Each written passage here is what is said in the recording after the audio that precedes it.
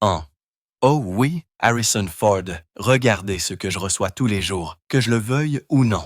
Et que Dieu l'aime, je jure devant Dieu, Harrison Ford n'a aucune idée de qui je suis. L'Amérique a adoré Régis Philin pendant 30 ans. Mais ce qu'il ne savait-en pas, c'est ce qui se passait derrière les caméras. En 2023, des documents judiciaires et scellés ont révélé qu'ABC avait versé 275 millions de dollars pour faire taire 11 anciens employés.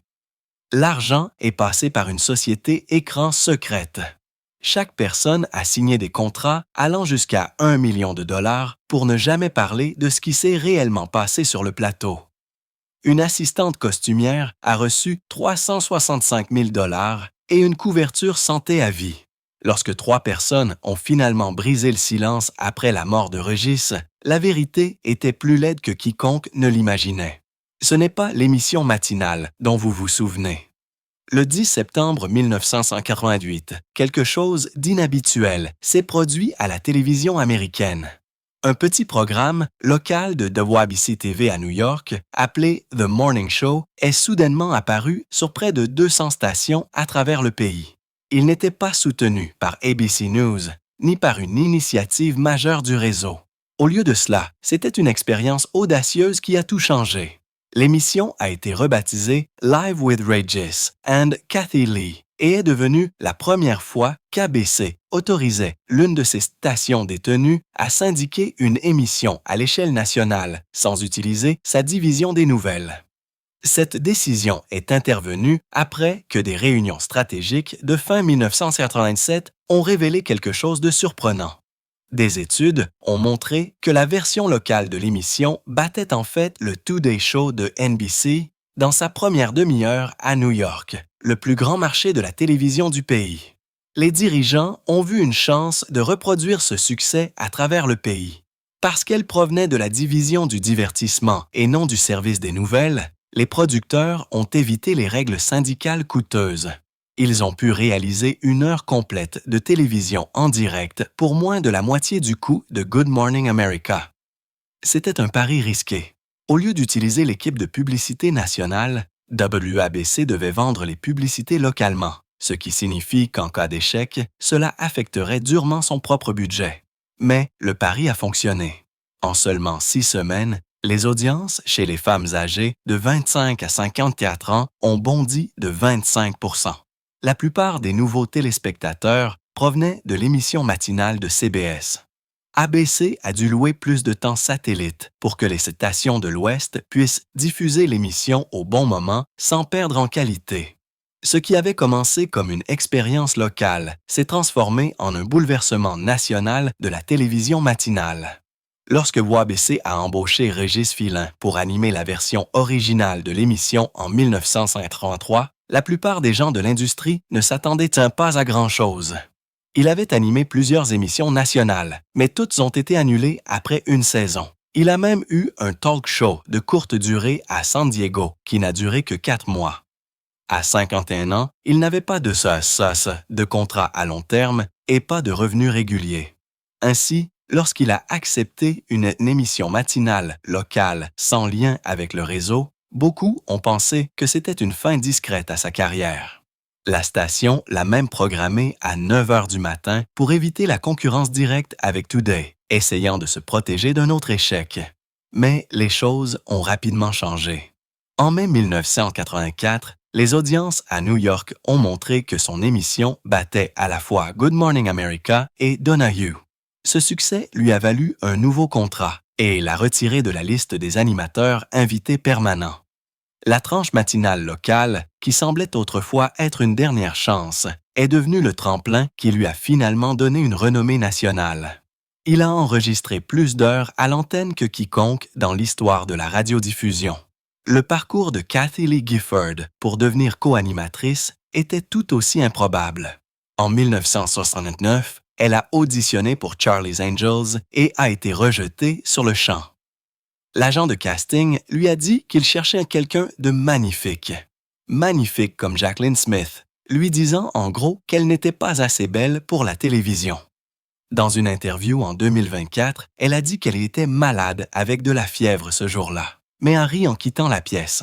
C'était son premier aperçu de la cruauté d'Hollywood. Lorsqu'elle a auditionné plus tard pour rejoindre Régis en 1988, les dirigeants d'ABC craignaient qu'elle ne soit trop joyeuse pour le ton de l'émission. Ils ne lui ont donc donné qu'une période d'essai de 6 semaines lorsque Cindy Garvey est partie. Les producteurs prévoyaient même de faire tourner d'autres invitées féminines jusqu'à ce que les acheteurs de publicité donnent main leur avis. Mais quelque chose d'inattendu s'est produit. Le courrier des téléspectateurs a grimpé en flèche et les audiences locales ont augmenté de 12% dès son premier mois. Les mêmes personnes qui avaient douté d'elle n'ont maintenant d'autre choix que de consolider le partenariat. Cette alchimie est devenue emblématique et a changé la télévision matinale pour toute une génération. Même les producteurs n'ont pas vu la magie venir. Une entrée de cahier datant de l'été 1988 montre qu'ils pensaient que le couple était temporaire. Ils prévoyaient de revoir la situation dans 13 semaines. Gifford avait fait des émissions spéciales de musique chrétienne. Philin était grincheux et sec. Cela ne semblait pas être une bonne combinaison.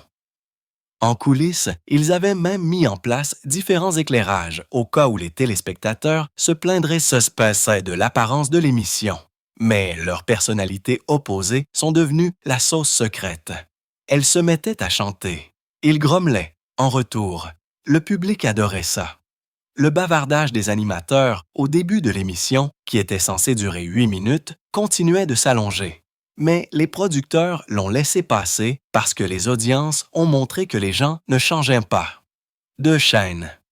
Ce qui était censé être temporaire s'est transformé en l'un des duos à l'antenne les plus longs de l'histoire de la télévision. L'émission n'a pas seulement surpris les gens avec son alchimie. Elle a été construite sur un budget étonnamment bas. Les propres archives d'ABC montrent que le plateau a été construit dans une pièce du 2e étage destinée au spectacle de marionnettes pour enfants. Cela a coûté moins de 50 000 $. Ils ont réutilisé des accessoires d'anciens décors d'élection et ont acheté des meubles dans des magasins d'aubaine pendant un week-end. Le plafond était si bas, seulement 3,6 mètres, que l'éclairagiste a dû suspendre les lumières à des étagères de bureau au lieu d'une installation appropriée. Cela a permis d'économiser 18 000 $ supplémentaires.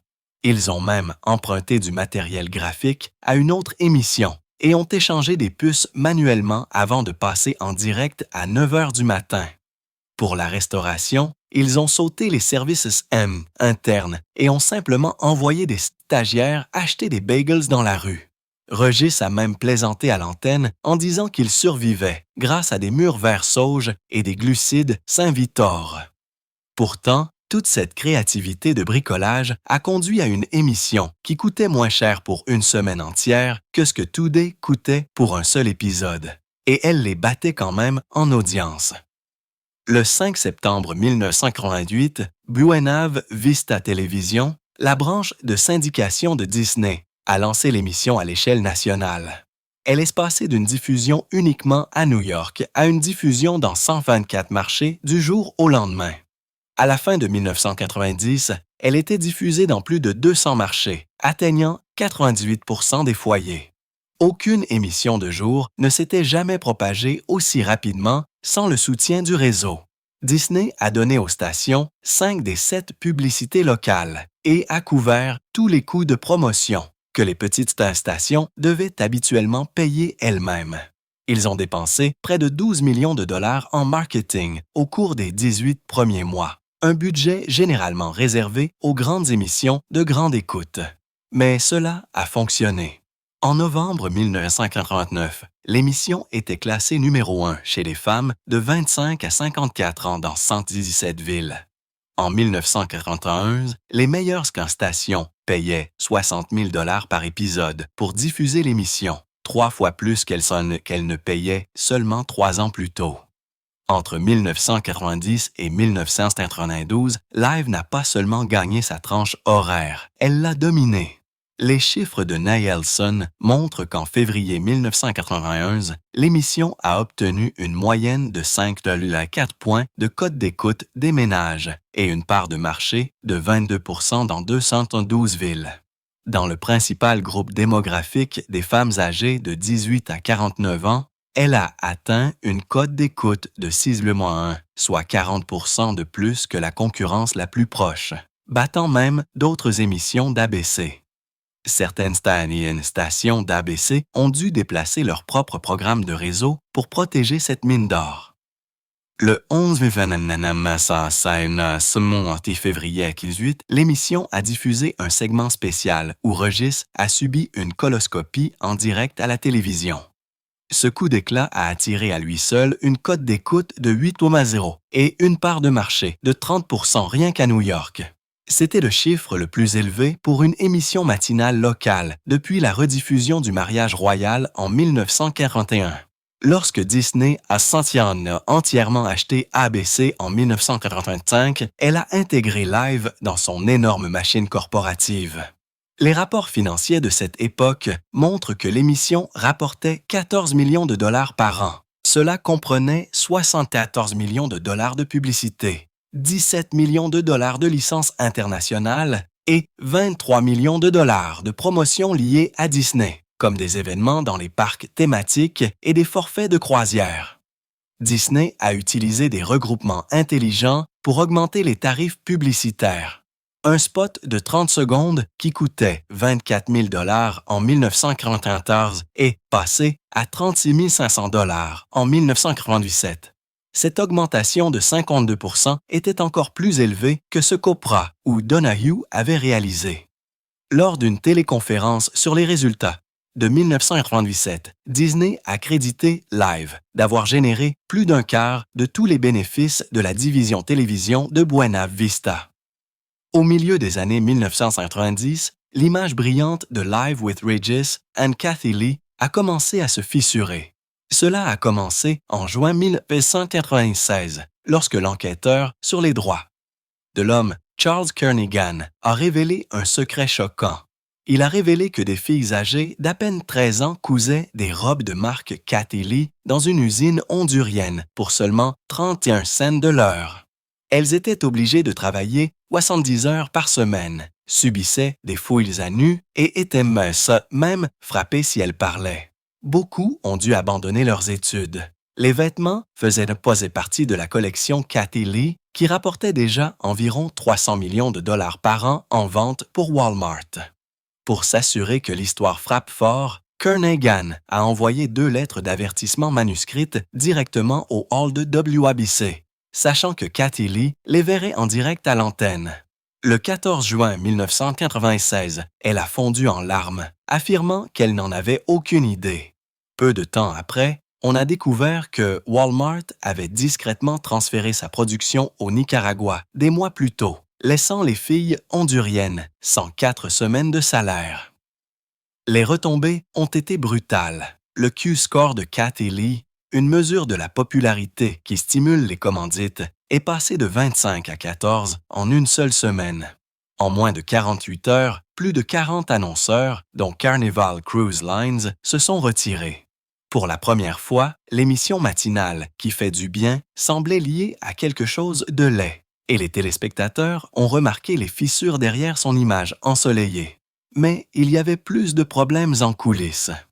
Des notes de service interne d'ABC datant de 1995 montrent que Régis Filin était de plus en plus frustré par les histoires constantes de Kathy Lee à l'antenne au sujet de ses enfants Cody et Cassidy.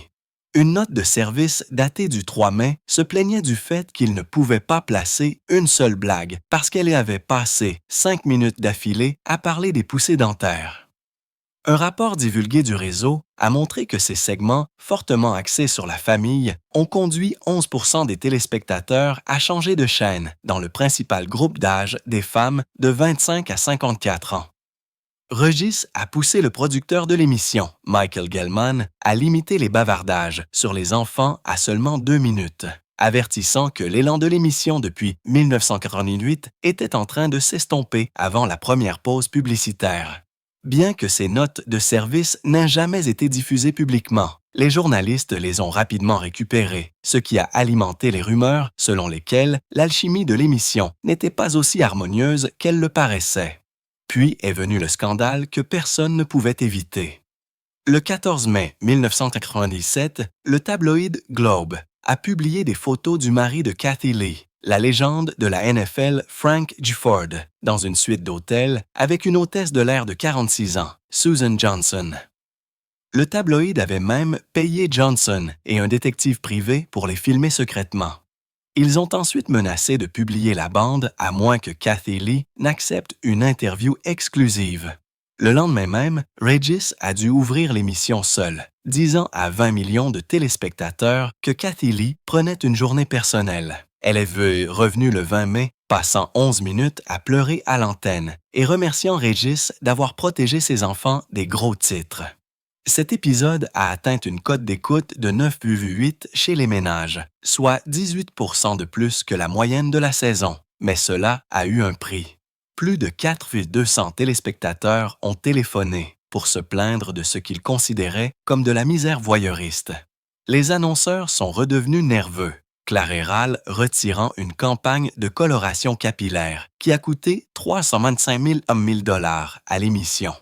En coulisses, Regis a gardé ses distances avec Kathy Lee, évitant leur habituelle prise de main pendant près de 6 semaines. Le personnel a remarqué le changement et le bavardage autrefois facile entre les deux a semblé gravement ébranlé.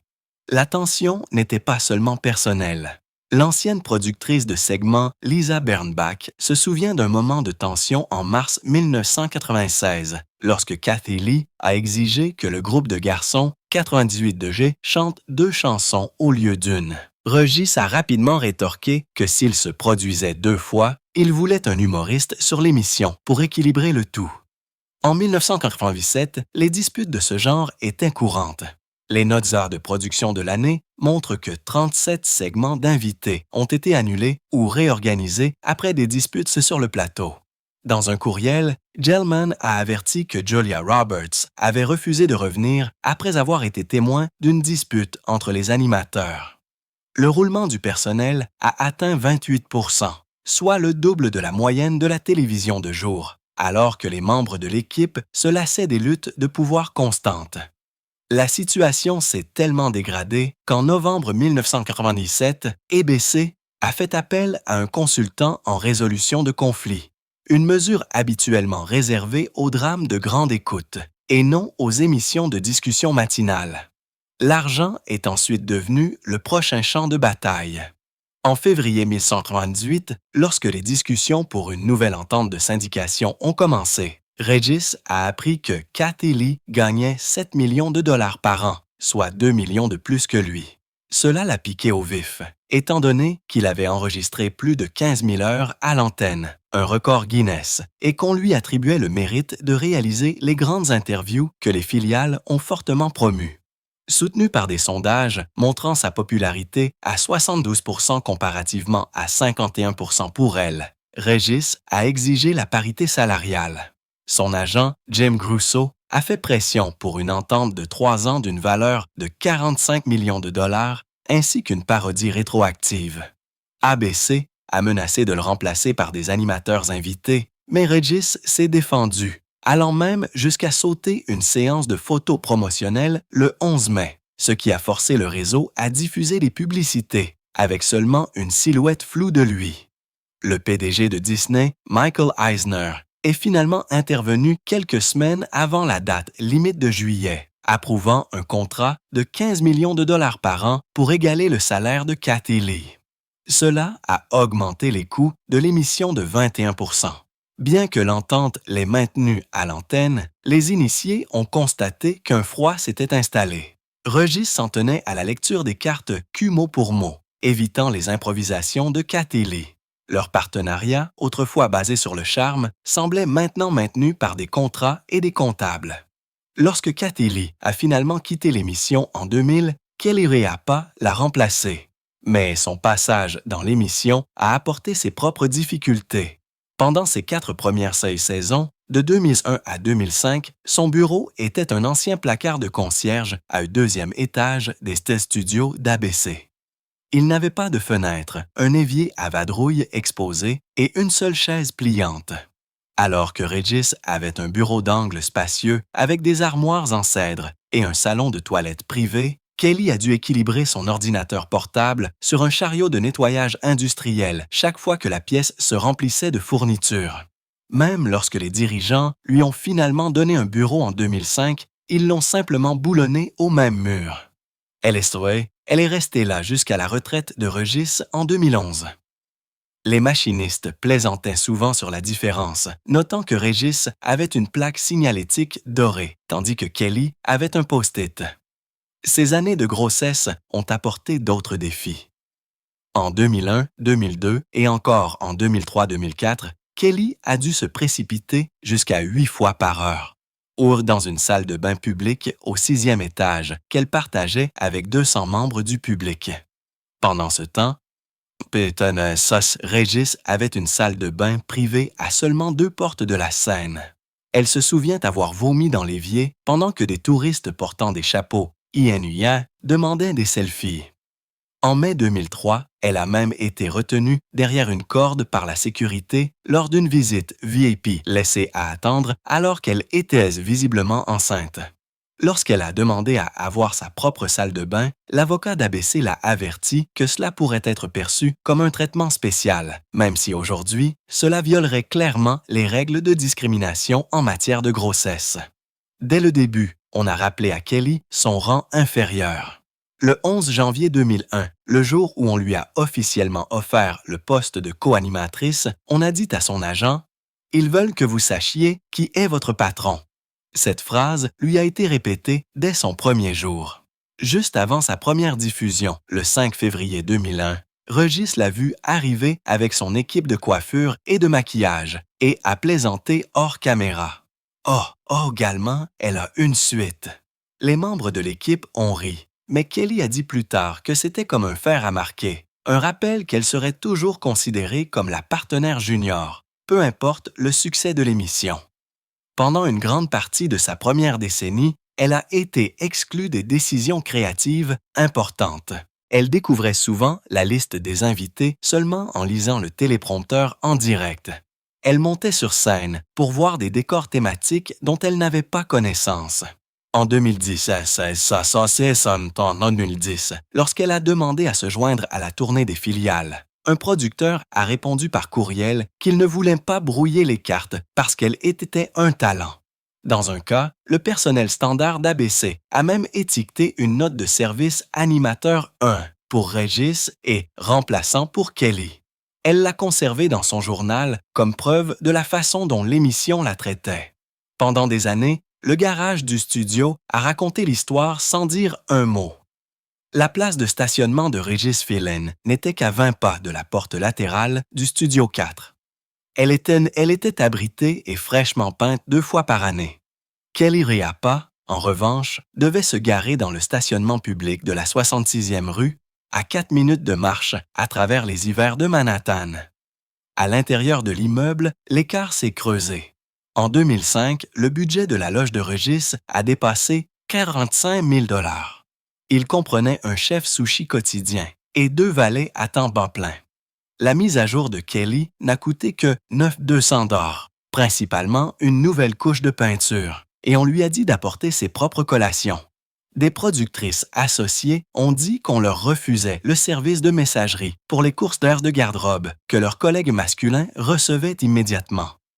Au lieu de cela, elles devaient traîner des sacs de vêtements de 23 kilos dans le métro après des journées d'enregistrement de 14 heures. Même les avantages sociaux comportaient une division claire. Les animateurs masculins choisissaient les couleurs des limousines et les heures d'appel. Les femmes recevaient une carte de métro. En 2009, des registres de paie divulgués ont montré que les talents masculins à l'antenne recevaient en moyenne 2 450 $ par semaine à titre d'allocation préparatoire pour les apparitions. Les femmes ont reçu en moyenne 180 $, un écart de 13 à 1. Des employés ont révélé plus tard que ce n'était pas un accident. C'était inscrit dans le manuel d'exploitation de l'émission de 1999, qui décrivait Regis comme le talent principal ayant droit à des ressources prioritaires, tandis que les co-animateurs étaient appelés soutien secondaire. Le manuel SAC est resté ainsi jusqu'en 2011, 6 mois après le départ de Régis. L'ancienne productrice de segments, Dana, se souvient des lundis matins qui donnaient le ton.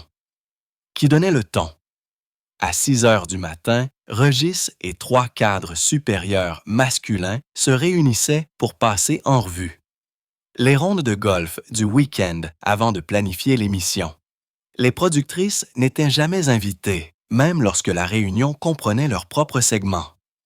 Entre 2003 et 2010, les procès-verbaux officiels ont enregistré 472 décisions de production concernant les réservations d'invités, les budgets et les semaines thématiques. Les femmes sont apparues dans moins de 8% d'entre elles. Une jeune bookeuse a soumis une proposition d'entrevue pour Michelle Obama. Les hommes l'ont rejetée, disant que la première dame n'obtiendrait pas des codes d'écoute comme les vedettes de la NFL. Lorsqu'elle a insisté, elle a été réaffectée à la gestion du public. Une étude de Harvard a révélé plus tard que le réseautage homme-homme pouvait expliquer jusqu'à 40% des écarts de promotion. Live a suivi ce modèle exactement. Entre 2002 et 2010, chaque promotion au-dessus du producteur de ligne a été accordée à un homme. L'exclusion était ouverte. En 2007, une invitation à une fête de Noël disait « Pas de Pulson 1 à moins que vous ne balanciez un fer neuf ». Les membres de l'équipe se souviennent encore du 12 janvier 2006. Pendant une pause, un téléprompteur s'est figé. Régis a crié « Êtes-vous des imbéciles illettrés ?» et a claqué le scénario contre un objectif de caméra si fort qu'il a fissuré la matbox. Le public du studio a entendu tous les mots. Un assistant caméraman nommé Louis a été sommé de s'excuser d'avoir donné une mauvaise image de Régis, bien que la faute soit un problème de logiciel. D'autres rapports racontent des histoires similaires. Le 3 avril 2008, Régis a réprimandé un stagiaire de 23 ans sur scène pour avoir mal prononcé le nom de Guy Fier, le traitant de stupide. Le 17 novembre 2009, il a lancé une agrafeuse qui s'est fichée dans un rideau à quelques centimètres de la tête d'un technicien en éclairage. Les chercheurs classent ces moments comme des agressions verbales qui détruisent la sécurité psychologique. Plusieurs membres de l'équipe ont demandé des mutations. 2 ont déposé des plaintes auprès de l'OSHA pour humiliation publique continue. Aucune n'a été maintenue. Le réseau a expliqué les incidents comme une intensité créative. Des notes de service interne de la poursuite de 2017 d'ABC montrent à quel point l'équipe de publicité s'est préparée avec soin lorsque TMZ a rapporté des rumeurs de harcèlement le 4 mai 2011. Un guide de discipline de 27 pages divisait chaque question possible des journalistes en catégories vertes, jaunes et rouges avec des réponses scénarisées. Les dirigeants ont répété le calendrier des réponses. Si un segment négatif durait plus de 90 secondes sur Entertainment Tonight, l'équipe envoyait immédiatement 200 000 bobines de faits saillants de Régis, faisant un don avant les nouvelles de fin de soirée. Les feuilles de suivi montrent que le plan a fonctionné. Les cotes d'écoute de Nielsen pour la semaine du 9 mai 2011 n'ont baissé que de 4%, soit environ la moitié de ce que les recherches d'ABC avaient prédit. Une clause de la note de service avertissait le personnel de ne pas mentionner l'expiration imminente du contrat de Régis. Les dirigeants croyaient que l'idée de roulement de personnel causait des baisses de cotes d'écoute plus importantes que les histoires d'inconduite. À la mi-juin, la note de service a déclaré le succès, notant que les codes d'écoute s'étaient stabilisés et exhortant à un passage au récit de la fatigue du Trésor national. En avril 2023, des registres scellés ont fait surface lors du processus de divulgation d'ABC. Ils ont confirmé ce que les initiés chuchotaient depuis des années. De 2002 jusqu'aux adieux de Régis, en novembre 2011, le réseau a envoyé au moins 2,71 millions de dollars par l'intermédiaire d'une société écran du Delaware, appelée Foggy Day Productions LLC. L'argent est allé à 11 anciens employés de Live, chaque entente étant liée à un contrat de non-divulgation de 14 pages. Une entente datée du 12 août 2007 a accordé à une assistante costumière 365 000 $ plus une couverture de soins de santé à vie. En retour, elle a promis de ne jamais partager les allégations selon lesquelles Régis avait créé un milieu de travail hostile ou sexuellement chargé. Les contrats comportaient des clauses pénales de 1 million de dollars par infraction, un chiffre exceptionnellement élevé en dehors de l'industrie de la défense. Après la mort de Régis, en 2020, 3 bénéficiaires ont brisé le silence. ABC a menacé de reprendre les fonds, mais les avocats des dénonciateurs ont qualifié cela de bluff vide de sens. Les registres ont clairement indiqué la stratégie. Payer suffisamment pour assurer le silence tout en maintenant les montants suffisamment bas pour éviter les règles de déclaration de la CCC. L'émission s'est également tournée vers des voix de célébrités. Dans la journée suivant le rapport de TMZ, Kathy Lee Gifford a reçu une demande de l'équipe de crise d'ABC. On lui a demandé d'apparaître dans Today et de livrer une défense de 25 secondes de la chaleur catholique irlandaise de Régis. Le 5 mai 2011, les caméras de NBC l'ont montré en train de faire exactement cela. Les registres de réservation révèlent qu'elle n'était que la première. Au cours des 10 jours suivants, le réseau a aligné 17 autres voix amicales d'Alex Trebek à Kelly Osbourne. Chacun a reçu des vols en première classe et 10 000 $ à titre d'honoraires de coordination des apparitions. Un sondage Gallup mené ce mois-là a montré que le score de confiance de Régis chez les femmes âgées de 25 à 54 ans a augmenté de 11 points après les tacles et témoignages. Une note de service de juin 2011 a même évoqué l'idée d'une apparition de l'archevêque Timothy Dolan pour présenter Régis comme un homme de famille et de foi. Cela ne s'est jamais produit, mais cela a montré jusqu'où l'équipe était prête à aller. En fin de compte, les mots chaleureux ressemblaient moins à de la loyauté qu'à un plan de défense soigneusement élaboré. En janvier 2011, après près de 30 ans comme visage de la télévision de jour, les dirigeants d'ABC étaient de plus en plus mal à l'aise quant à l'avenir de Régis Filin dans l'émission de discussion matinale. Il avait 69 ans et avait subi un triple pontage coronarien en 2007 et un remplacement de la hanche en 2009. Ces problèmes de santé ont laissé le réseau inquiet de ce qui pourrait se passer pendant les émissions en direct. Des sources de l'industrie ont révélé plus tard qu'en coulisses, les dirigeants ont parlé du risque qu'ils soient confrontés à une urgence médicale à l'antenne ou qu'ils commettent des erreurs qui pourraient nuire à l'émission et à ses précieuses plages publicitaires. En février 2011, une évaluation confidentielle a été rédigée, qualifiant Filin de responsabilité au-delà de la prochaine saison.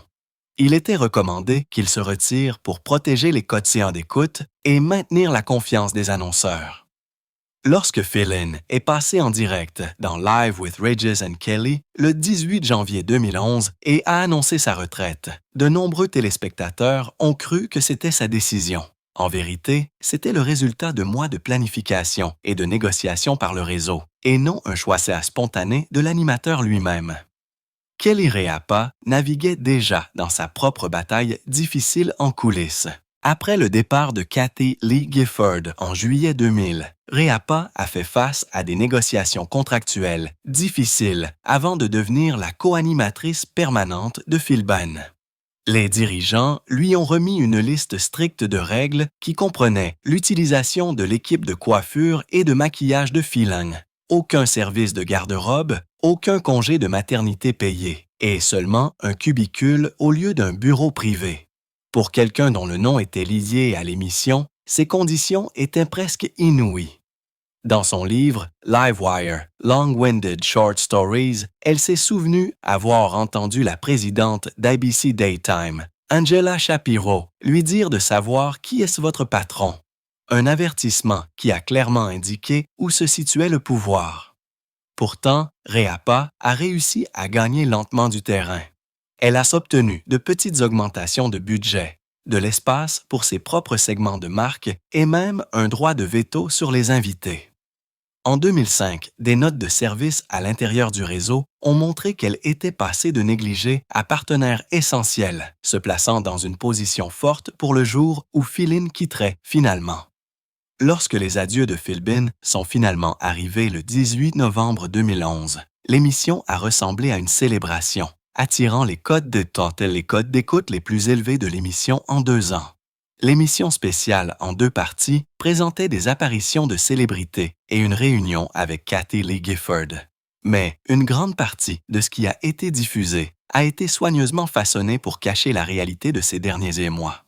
Selon les notes de production, les producteurs ont coupé les moments où Philin a parlé ouvertement de se sentir mis de côté par le réseau et a montré de la frustration envers Réapa. Un long monologue où il réfléchissait aux difficultés du vieillissement à la télévision a également été coupé afin que l'émission puisse entrer dans sa plage horaire de 2 heures. Le producteur exécutif Michael Gelman et la division de jour d'ABC ont insisté pour que l'émission spéciale reste optimiste, rejetant même les suggestions d'un regard en arrière plus équilibré. Le résultat a été un envoi soigné qui a donné aux téléspectateurs une version des événements très différente de ce qui s'était passé en coulisses. Dans les années qui ont suivi, Bilbin n'est pas resté silencieux sur ce qu'il ressentait. Lors d'une entrevue en 2017 sur Larry King Now, il a affirmé que Réapa avait été très offensé par son départ. Il a répété cette idée dans plusieurs autres entrevues, laissant entendre qu'elle avait été secrètement heureuse de le voir partir plutôt que désireuse d'honorer sa carrière. Il a également suggéré que la raison pour laquelle il n'avait jamais été invité à revenir en tant qu'animateur invité était à cause d'elle. Ces commentaires ont gagné du terrain dans les nouvelles du divertissement tout au long de 2017 et sont revenus en 2025 avec des médias comme Entertainment Tonight rapportant ces affirmations. Des initiés ont déclaré que les remarques continues donnaient aux annonceurs et aux filiales l'impression que la direction de l'émission par Réapa était davantage façonnée par des sentiments personnels que par professionnalisme.